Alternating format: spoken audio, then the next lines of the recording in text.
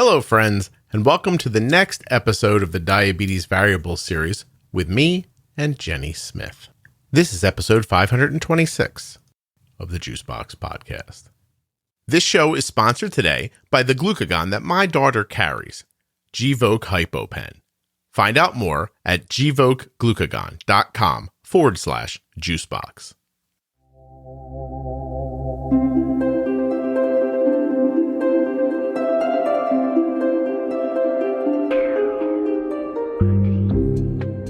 On today's episode of the podcast, Jenny and I will be talking about the quality of the food you eat and how that is a variable in your use of insulin.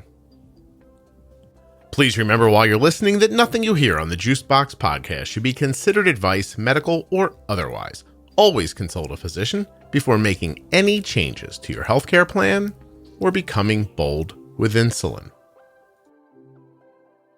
Don't forget, if you're interested in Jenny professionally, she works at integrateddiabetes.com, and you can hire her.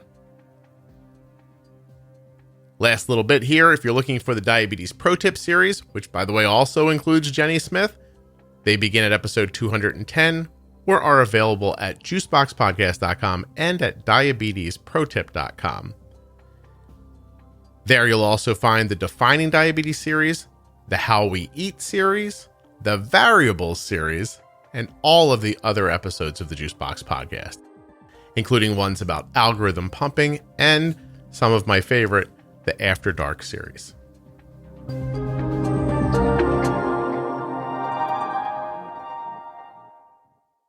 Before we get started, I just want to briefly remind you that if you're a U.S. resident with type 1 diabetes or a U.S. resident who is the caregiver of someone with type 1, I would love it if you would check out t1dexchange.org/juicebox. Consider answering the short survey there. Your answers may help diabetes research grow. It's super simple to do, completely HIPAA compliant, 100% anonymous. It only took me a few minutes. You can do it from a laptop, phone, anywhere you get on the internet. Your answers to those simple questions will support research that may help you or someone you love. t1dexchange.org/juicebox. Hey, Jenny, how are you? I'm great. How are you? Oh, I'm so excited to talk about something that I think people are going to get upset at me about. So, no. We're going to do a variable today about type 1 diabetes using insulin. And I'm picking the topic of the quality of the food you eat. So, I feel like it's incumbent upon me to start with, I know I am the person who tells you can eat whatever you want as long as you understand how to use the insulin. I do want to tell you that I believe that wholeheartedly. And at the same time, it doesn't mean that certain foods don't make things more difficult. It doesn't mean that, you're having a meal that you're using 15 units of insulin for when you could have had a different meal that might have used 4 units of insulin. Like that's not in dispute. And I'm also I am not judging anyone about how they eat. I think that's fairly obvious if you listen to the entire podcast. But it is a variable of using insulin. It is a diabetes variable. And the truth is that it is easier to bolus for something natural than it is to bolus for something that isn't. What do you I see think that's when a you're talking good, to people? I think that's a really good statement. I think the word easy, I use it lightly in terms of like diabetes management. Easier, right? But in terms of more natural or simple food versus more processed or like complex nature of something that's been put together in a processing or a processed type of way. A food that's simple, like an apple, is just an apple, right? It's mostly carbohydrate in terms of like macronutrient content, right? We've got carbs, proteins, and fats. An apple is mostly carbohydrate. And because of that simple nature of one nutrient, you have what we use and the human body makes, insulin, that works. Cleaner isn't the right word, but it works in a more simple way around a simple food. it has this effect. It should go this way. Your blood sugar should do this, and it should return down here if your insulin dosing strategy is right. Okay. Right. Whereas if you do something like my father-in-law loves apple dumplings, like therein is completely, is it still a lot of carbohydrate? Absolutely. More than the apple. But there's also other stuff in that adds a complex nature to your strategy of management after you eat it. Right. So I have zero education on this, but I think if we attack this from a common sense approach, the world's bigger, right? You know, there used to be a time where everybody in the village you lived grew the food that everybody in the village ate, right? So you'd grow food, you'd pick food, you'd eat food. That's it. People started noticing that if you left food lay around, it would rot and be gone. They started finding ways to keep it better, longer. Preserved. Right. Yes. Right. Eventually refrigeration happens, salting meats to slow down, et cetera, et cetera. Point is that we now do it chemically. So if everybody has to try that thing where you buy a McDonald's cheeseburger and then stick it on your, I don't know, windowsill, countertop, and leave it there for a year. And it doesn't mold. And notice that it still looks like a McDonald's cheeseburger, right? Only really dry. I don't think we usually curse in these episodes, but that shit's kind of scary. So, like that's fascinating is what it is. So there are so many preservatives in some foods, and the idea is to keep it from degrading. But again, if you apply common sense to that, that would mean that it makes it incredibly difficult for your body to break down as well. That's the idea, right? Yes. And simply speaking, talking about type 1 diabetes, that keeps the food in your stomach longer, which allows the leaching into your blood longer, right? The carbs are leaving it. It's coming out as sugar. The sugar's going into your blood. It's more difficult to bolus a processed food than it is unprocessed food. I mean, It's just kind of, it is my finding over the last 15 years of watching Arden eat food. Better. And I think quantity and what you add up in a day too, on one on top of another, on top of another, on top of another, you know, I see it the most in like vacation days versus eating at home, right? People go on vacation and they're like, yeah, but I had pizza and I know how to bolus for it at home. Well, what's the difference? You home make your pizza, you know what went into it. It's just, you know, flour and baking powder and whatever else, or baking soda, and you make a crust and you put the stuff on top of it. Now you go out and who knows what they made it with and how they put it together and what they grilled their fries in and what the company they bought it from put in it so that they could ship it across the country, et cetera, Correct. et cetera. Also, Jenny, I don't want to be a stickler, but pizza dough is water, salt, flour, and yeast. Nothing else. And yeast. There you go. See, I don't usually make real pizza dough. I usually make like a cauliflower crust or like an almond flour. So my ingredients are a little different. I definitely understand that. I don't want people to think I don't know how to make pizza dough. I know you've got a pizza oven. I do. It's quite nice. And the truth is that the pizza dough I make by hand, my body processes better than one I would buy pre-made at a store or anything I would buy even from a local place. So, and then we run into pizza is such a great example because the difference between some guy that owns a shop in New York who's making the dough by hand using salt, water, flour, yeast, and you going to any number of Little Caesars, Pizza Hut, like those kinds of places that are spread across the country. I mean, that's not really pizza. That's a baker and a chemist getting together and trying to approximate pizza for you, right? And a lot of the reason, like you said, it's because of a preservative nature that's needed, right? Yeah. I mean, in general, there may be some corner shop, mom and pop pizza place that home makes everything like you're going to get it on the street somewhere in Italy, right? But typically, much of the pizza shop stuff has been pre-made, shipped frozen. They might do the rolling out and that kind of, but it still has to have preservative in it. And again, it leads into the like, how much of that are we kind of over and over and over daily putting into our body? Yeah. There's a lot of processing. If people were looking at labels, there are a lot of ingredients you can't read. Right. And you sound like listen, I'm not unaware. You start talking like this, and most people are like, "Oh, great hippie. I'm glad you I'm glad you have a ton of time to grow cabbage in your backyard." I don't like, and I'm not saying that I don't understand that, but you can't not understand it. You can't sit there staring at a blood sugar going, I don't know what happened. This doesn't make any sense. You know what I mean? Like this 10 carbs, 1 unit, that's the ratio, always works.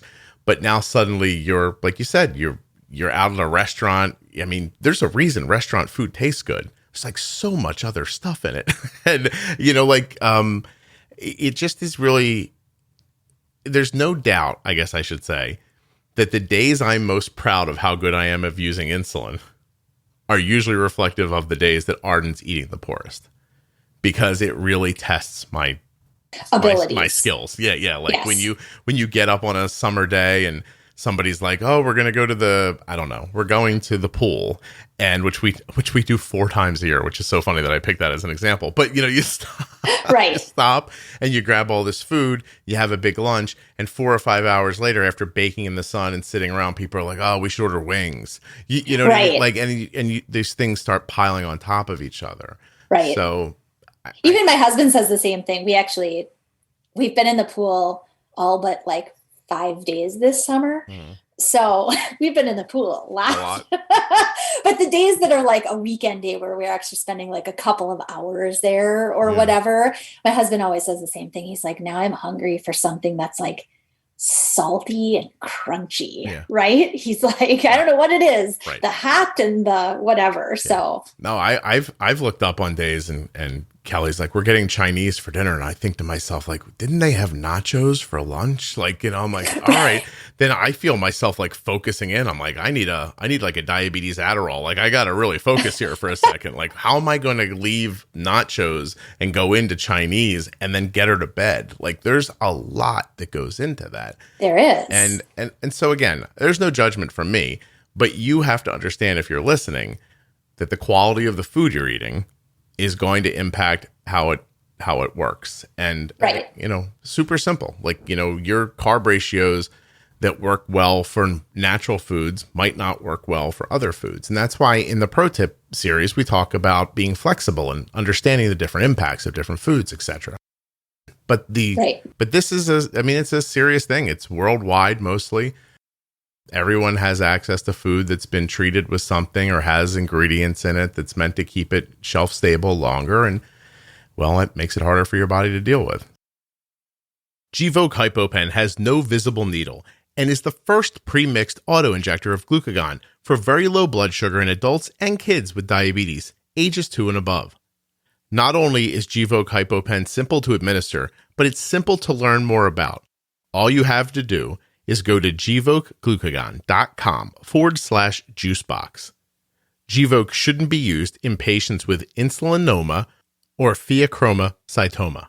Visit gvokeglucagon.com/risk.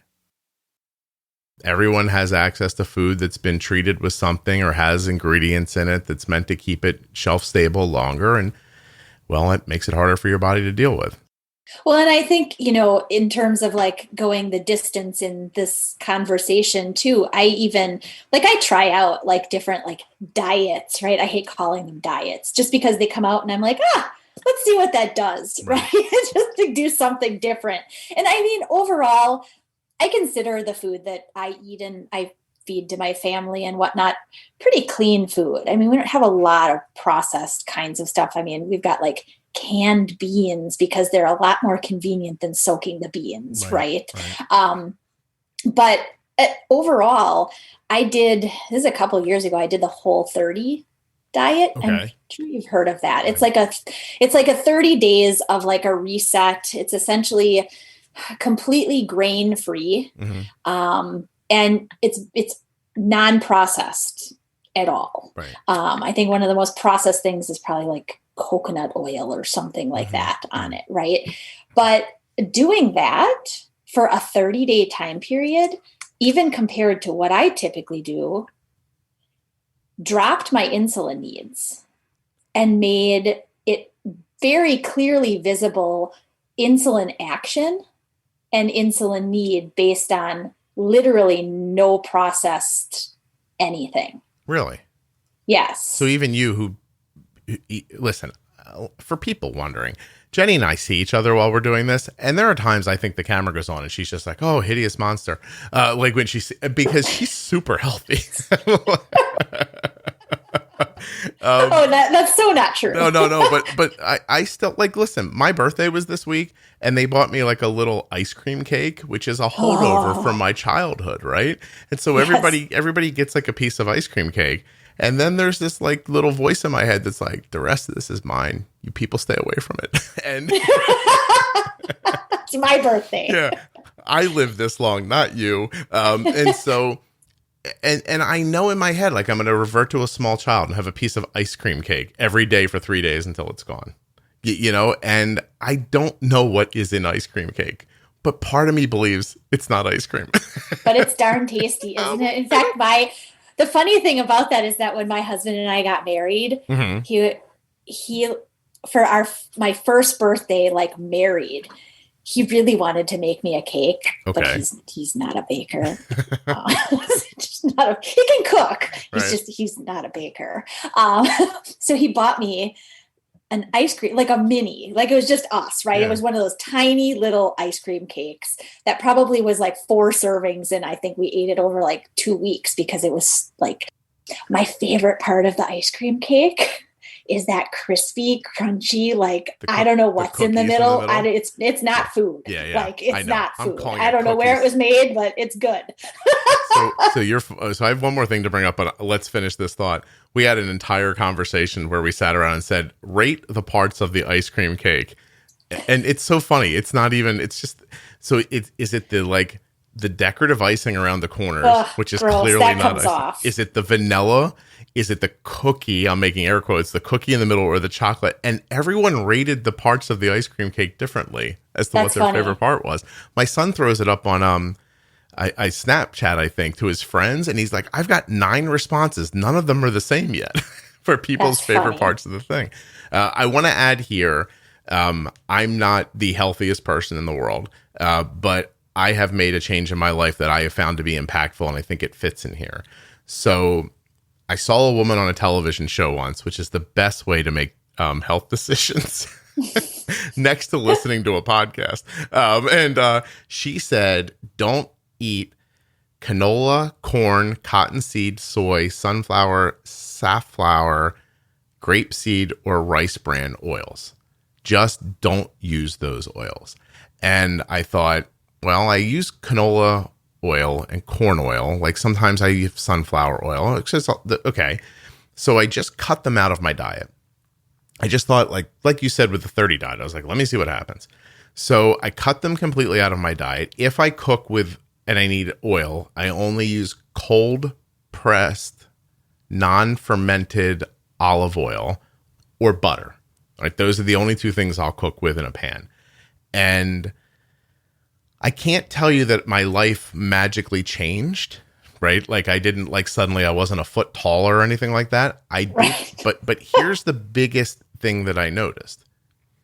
If I got kind of like, ooh, she didn't say peanut oil, I'll have some I'll pull out a deep fryer and make some chicken nuggets or something like that. Or we'll go to a bar and I'll get wings or something.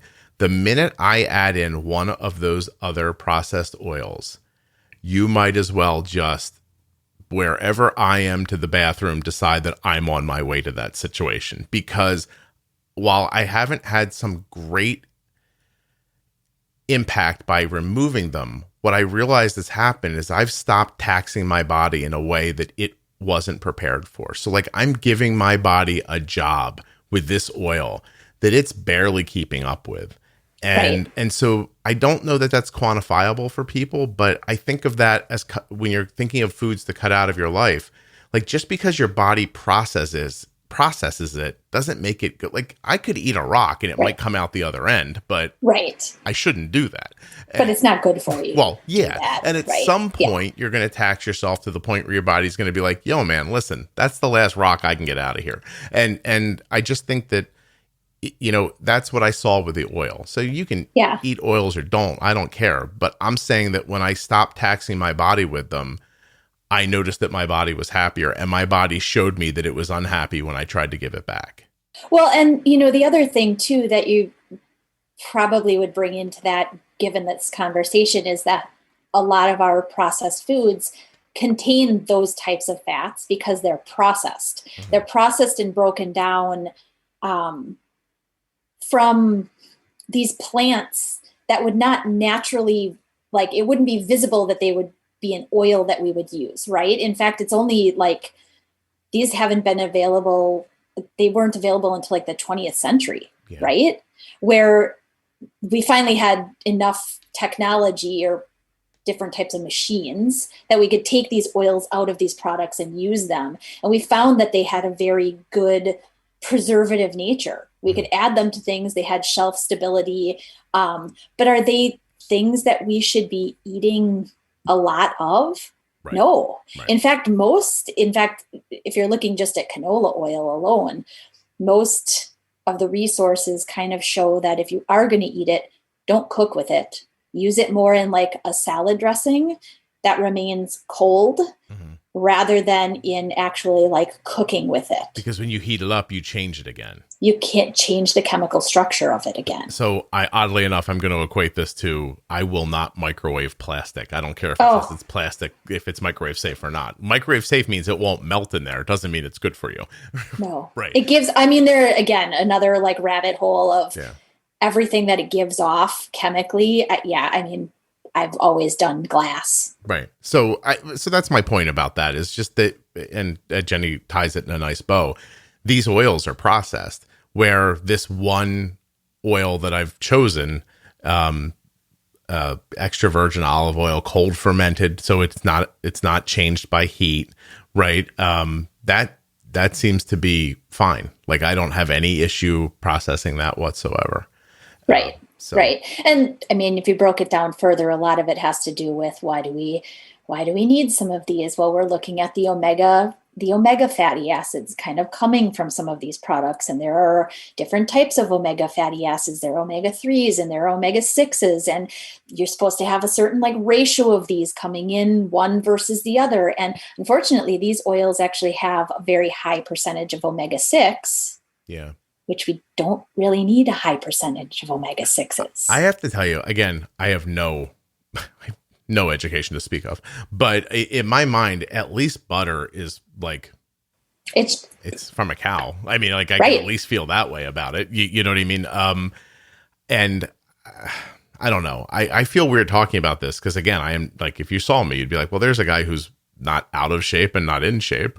You know, like I'm not a bodybuilder. I don't think that way about myself. I don't think I'm interested in it, but I can tell you that I've seen it with Arden. I've seen her eat stuff that's processed and it makes things more difficult. And I've seen it in my own body. And I think it's just worth thinking about while you're doing this. Like, I'm not saying you're going to be able to talk your 4-year-old into not eating Cheetos, but Cheetos are not food. Like you have. Well, and if they're everyday versus, right. Gosh, I want Cheetos because we're on vacation and we're going to have like sandwiches on the side of the road, you know, and a wayside snacking on. Okay. Right. But yeah, I mean, nobody needs Cheetos or Doritos or, I mean, like calling out big brands here, but truly, I mean, if you read any of the books that are really about like mindless eating and they all prove points of research that companies make quote unquote food, which isn't real food, taste better than it would actually taste without salt and sugar and flavorings added to it. And it's what hooks you. Yeah. It makes you want more. Yeah. I mean, you want more. We could talk about if you cut sugar out of your diet, you'd go crazy in the first couple of days until it was out of your system. You'd have incredible cravings and, you know, all that stuff. So, I mean, to try to keep it into the diabetes realm, I guess, and keep it around that, it just, you just need to be aware of it. Like, again, if you want to eat Cheetos all day long, I'm sure there's a way to bolus for it. And I'm pretty sure that way exists in this podcast. It'll explain it to you. Right. Right. But you can't, I guess where this episode comes from for me, or where my perspective comes from, is that I hear from so many people, and I'm sure Jenny does too.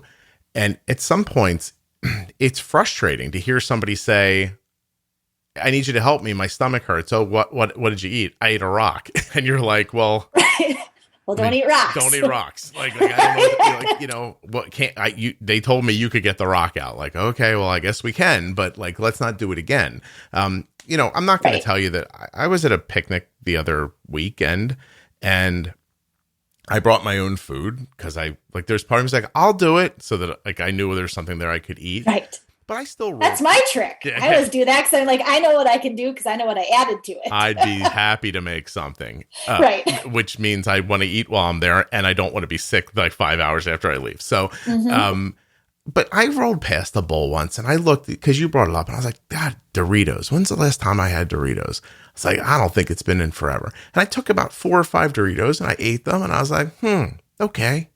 And then that was it. But I saw a person living next to those Doritos, and their arm like just kept going back and forth, and because that stuff is like you said, some of these foods, you have to understand. I'm going to go off course for a second. I once tried to explain to my younger brother that I wouldn't smoke a cigarette if for no other reason, because I could imagine 12 really rich people sitting in a conference room laughing at me for buying their cigarettes. And so there's sort of that processed food thing makes me feel the same way. Like, I know for sure they make that food so that your body is just exploding at every pleasure center when you have it. Correct. And they don't care if you can't get your blood sugar down later, and I've worn a CGM, and everything we talk about on the show, everything around insulin, I saw impact me with a working pancreas. I saw what happens if I ate late at night and I chose poor food. My blood sugar would sit at 110 all night long. Right. I saw what happened. Versus where it would naturally sit. I mean, some people would be like, oh my God, 110, how horrible, right? But my pancreas works. So right. Yeah. Yes. Yeah. I 110 for 9 hours, because at 10 o'clock, I did it as a test, but at 10 o'clock, I said to myself, well, I'm going to eat this thing and see what it does to me. And just like we talked about, I went to sleep. My body slowed down, digestion slowed down, the food stayed in my stomach forever, and it kept driving up my blood sugar. So that's it. All right. This got out of hand. I don't think so. I don't think so. It was great, actually. But for anybody who wants to read about the doctor that I saw called the oils the Hateful Eight. So I think if you Google Hateful Eight oils, you'll find it. It's not. And I bet whatever the doctor was referring to also included things that are very relevant to diabetes, including things like chronic inflammation. She was talking a lot about the metabolic impact of the oil when I remember saying her. Yeah. And that has a huge component to diabetes management and insulin and what you see happen and everything. Yeah, so, absolutely. A huge thank you to one of today's sponsors, Gvoke Glucagon. Find out more about Gvoke HypoPen at gvokeglucagon.com/juicebox. You spell that GVOKEGLUCAGON.com/juicebox. And don't forget to head over to the T1D Exchange and fill out that brief survey. If you're a U.S. resident who has type 1 or a U.S. resident who is the caregiver of someone with type 1, they need your help. T1DExchange.org/juicebox. It only takes a few moments.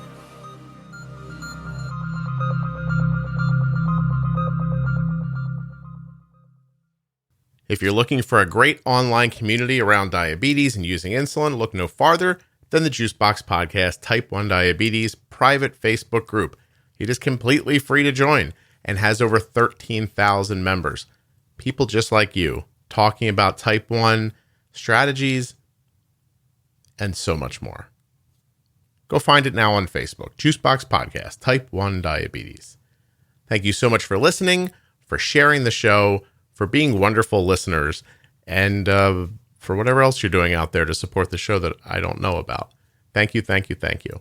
I'll be back very soon with another episode of the Juicebox Podcast.